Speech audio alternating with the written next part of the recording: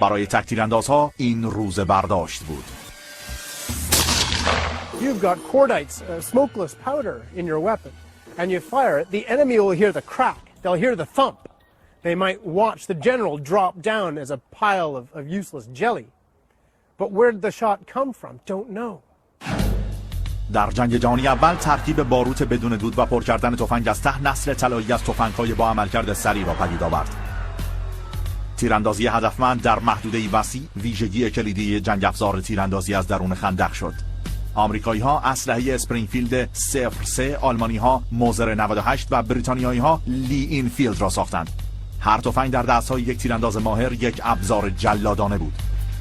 کسی در امان نبود و جایی هم امن نبود. نه در خندق‌ها، نه پشت خطوط و نه حتی در حمام. There's a famous story about a British officer who was such a gentleman and such a good chap that he refused to shoot a German officer who was caught taking a bath. افسر و شاعر بریتانیایی رابرت گریوز بود که آن لحظه را در خاطرات مشهورش یادآوری کرده. یک فرد عاشق طبیعت که نمیتوانست خود را راضی کند تا به آلمانی‌ها شلیک کند. He thought as a gentleman it was beneath him to do so, so he asked his sergeant if he would take the shot, and his sergeant said, "Jolly good, of course I will." شلیک از خندق جلویی صورت گرفت که نشان می‌دهد تفنگ‌ها چگونه پیشرفته شدند. در عصری پر از جنگ، تک‌تیراندازها حالا ابزارهایی داشتند تا در جایی دشمن را بکشند که آنها انتظارش را نداشتند. I think it shows you that the sniper is the unseen reaper on the battlefield. ولی دروگر به یک داس نیاز دارد و برای تک‌تیراندازها داس همان گلوله است. این گلوله است که این کار کثیف را انجام می‌دهد. از گلوله‌های سربی ساده تا گلوله‌های با کالیبر بالای امروزی، هر گام از تحول گلوله تخریب بیشتر و بیشتری را به بار آورده. In the event of a headshot, people don't realize this and probably expect just to see a small hole in the person's head. When a high velocity bullet will really just almost tear someone's head completely off.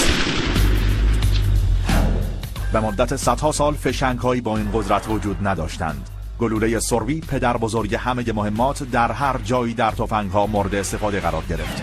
All of these rifles were handmade by riflesmiths. So that meant that every single one of them had a different caliber. When they purchased the rifle from the gunsmith, each one would have to come with its own bullet mold. So each rifleman would have to make his own bullets by the campfire. It's a time-consuming process that has to be done one at a time. And so what happens is each one of these is going to be a different size bullet. این تنوع مانعی بزرگ برای آتش هدفمند بود. دقت شلیک به تناسب دقیق بین گلوله‌ها و لوله تفنگ بستگی دارد. بعد از 400 سال از گذشته گلوله‌های سربی الان چیزی تازه نیاز بود. چیزی ایرودینامیک‌تر، چیزی مثل مینی بال. Mini ball is made out of solid lead, just like the old rifle ball or musket ball. The difference is it's shaped somewhat like an American football. It's pointed on one end, but the base of it, the bottom, has a cone or cavity in the bottom of it. وقتی شلیک میشد، حفره مینی با گازهای انفجاری منبسط میشد و یک تناسب محکم با خانه تفنگ پدید آورده و آن را در حال گردش از درون هوا با سرعت زیاد پرتاب میکرد. What this does is he gives you a bullet which is not accurate to 300 yards, but closer to 750 yards. مینی باعث قتل عام در میادین نبرد جنگ داخلی شد، ولی به علت پیچیدگی‌هایش راه حل مناسبی نبود.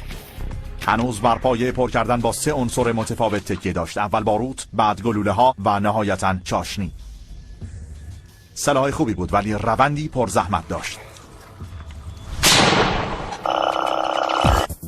در جنگ جهانی اول نسل جدیدی از گلوله خیلی کشنده‌تر و با فشنگ بیدود و خیلی مأنوس تولید شد. You have a first copper, now brass cartridge case which encloses the powder inside.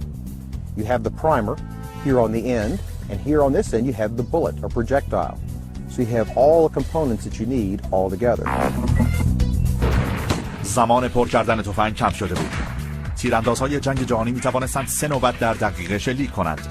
تفنگداران جنگ جهانی اول می‌توانستند تا 20 بار شلیک کنند و در مقایسه با گلوله‌های قدیمی‌تر اثر فشنگ جدید بر گوشت انسان شوکه کننده بود. سرعت بیش از اندازه آن جراحات وحشتناکی در میدان نبرد پدید می‌آورد. Got 3 blocks of modeling clay here downrange. We're going to shoot a replica of a Pennsylvania rifle, 54 caliber muzzleloader. We're going to shoot a Civil War era mini ball, and we're also going to shoot a 20th century smokeless cartridge rifle. First we'll try the Pennsylvania rifle. Next, an original 69 caliber rifle musket from the American Civil War. And finally, an original German 8mm Mauser, sir, from World War II. Let's go down and check our handiwork. Well, we see here the 3 blocks of modeling clay with 3 completely different effects. The first one here, you see the shove of the rifle ball. And has actually gone into the modeling clay block and is stopped. On the second one over here, from that 69 caliber rifle musket, what has happened is you have a fairly small entry hole here in the front. It has entered what would be a body cavity and has then tumbled and actually smashed flat as it goes through the body, making a much larger exit cavity as it goes out. This third block of modeling clay was fired at with a 8mm German Mauser. What has happened is this represents the entry hole from this end and the exit hole further on down. While the bullet's only quite small, 30 caliber, as it enters, what happens is called cavitation.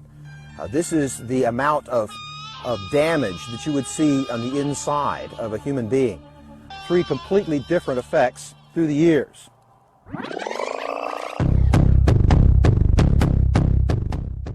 این تکامل در گلوله ها به این معناست که در قرن 20 تیراندازها می‌دانستند اگر آنها را به افرادشان بزنند افتاده و نمی‌توانند بلند شوند. برای تضمین دقت یک مسیر پیشرفت بیشتر مورد نیاز بود. رسیدن به هدف‌های دقیق. When you look through a scope and you're looking, you can see the individual's eyes shifting around. It becomes very personal. دانش جنگ افزارها. دانش جنگ افزارها.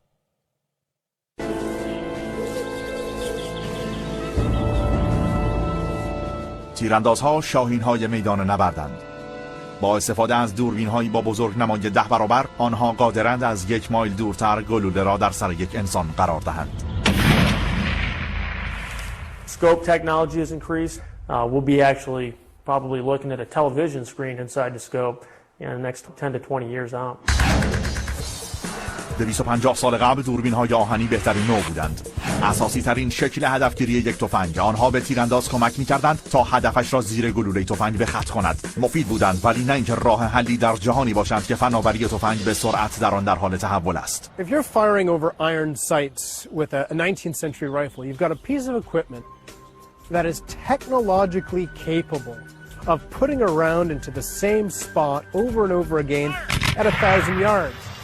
But the human eye has a hard time focusing at 1,000 yards. با افزودن یک دوربین به یک تفنگ، تیراندازها توانستند که به صورت مصنوعی در فواصل دورتر تمرکز کرده و پتانسیل حقیقی اسلحه گرمشان را به حد اکثر برسانند. در جنگ داخلی دوربین‌های ضعیف‌تر یک تفاوت بزرگ ایجاد کردند. مناطق کوچک بی‌پناه، سرها و پاها اکنون به راحتی قابل رؤیت بودند. کشتار از فواصل دور به طور مکرر صورت می‌گرفت. بدین معنا که تیراندازها می‌توانستند کاملاً هدف‌های با ارزش بالا مانند افسرها را شناسایی کنند. Badges of rank start to disappear from coats in the American Civil War. Even U.S. Grant is sometimes seen wearing a private soldier's coat with general's rank on it. Is this because he's a modest man? Possibly. I think he's more afraid of being taken down by a sniper. در جنگ جهانی اول دوربین‌ها تیراندازها را وسیله‌ای برای جنگ داخل خندق‌ها ساختند. نیازبان‌ها بسیار بالا بود. انگلیسی‌ها با کمبود شدید مواجه شدند. در ناامیدی ترس وجود آنها را فرا گرفت و به سوی تنها تأمین کننده‌ای که می‌شناختند یعنی دشمن آلمانیشان رفتند. In an attempt to get hold of binoculars and telescopic sights, a secret deal was instigated with the Germans via Switzerland that they would supply the British with optical sights and we would supply them with rubber. در پایان آلمانی‌ها کار را وتو کردند. پیش‌بینی شد که نیروهایشان به این دلیل که کاوچو حالت ارتجاعی نداشت، کشتار و قتل عام شده بودند. حتی اگر اهمیت دوربین ها به وجود آمده بود. آنها تک‌تیراندازها را به مهاجمین ترسناک روز تبدیل کرده بودند، ولی در شب آنها مثل دشمن کور بودند. یک دهه بعد یکی از مخترعین پیشروی تلویزیون نور را دید. ولادیمیر زوریکین یکی از بازیگران اصلی در توسعه تقویت کننده های تصویری بود.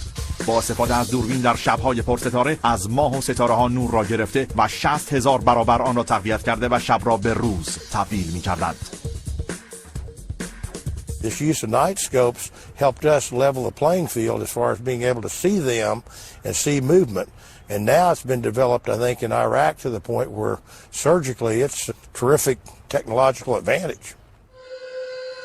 فرقی ندارد در چه جنگی یا در چه تفنگی.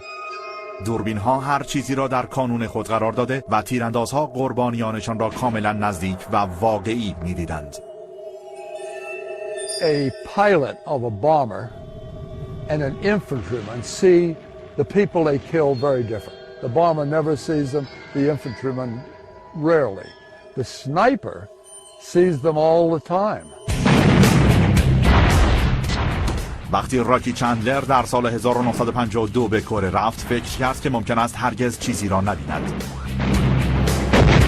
In Korea, we were not allowed to advance anymore. By the time I got there, we had more or less stabilized the lines, and we were running little killer offensives.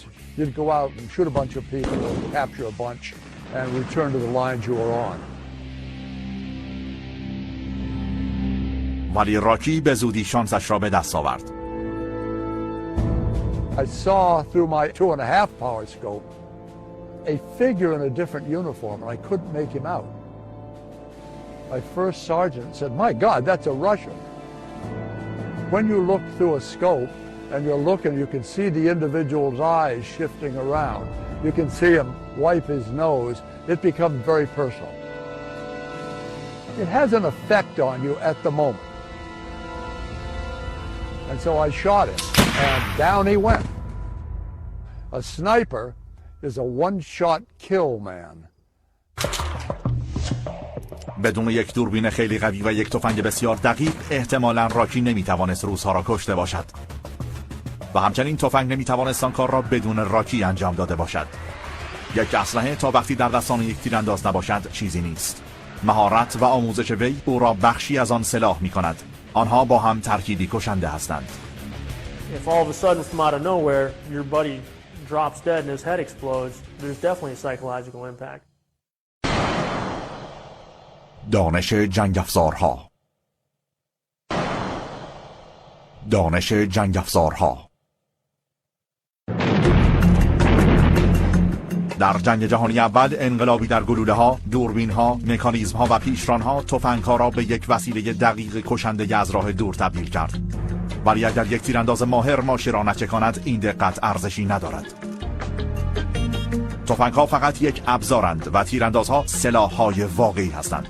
آموزش آنها و تاکتیکشان طی سالها تکامل یافته تا آنها را یکی از ترسناکترین رزمجویان میدان نبرد کند. When the sniper shoots, it makes everybody duck. And if you have active snipers, you have everybody walking around bent over, fearful of looking over the parapet to look at anybody. You find everybody anxious and unhappy. That's a nice thing to have. If all of a sudden from out of nowhere your buddy drops dead and his head explodes, there's definitely a psychological impact. If we know where to look to fight back, to shoot back when that happens, that lessens our fear. When you don't know where to shoot back at, there's only so much you can do, and it's human nature to fear that a little bit. It's that never knowing type thing. Some people think it's a dirty trick to use, but it's nonetheless it's a very effective means of warfare and combat. برای تیراندازهای اولیه چگونگی شلیک در میدان نبرد آموزش داده میشد. ولی بعد از جنگ جهانی اول مدارس تیراندازی از راه دور ایجاد شدند. کتاب‌ها درآمدند، گلوله‌ها و مدرسانی که زمان شلیک و جای شلیک را به دانشجویان آموزش می‌دادند. The best shot a sniper can make is from the rear into the medulla oblongata, which is the base of the skull back here. A bullet there stops everything instantly. A hit there is no trigger pulling. It's a complete collapse. The next best is considered by many to be a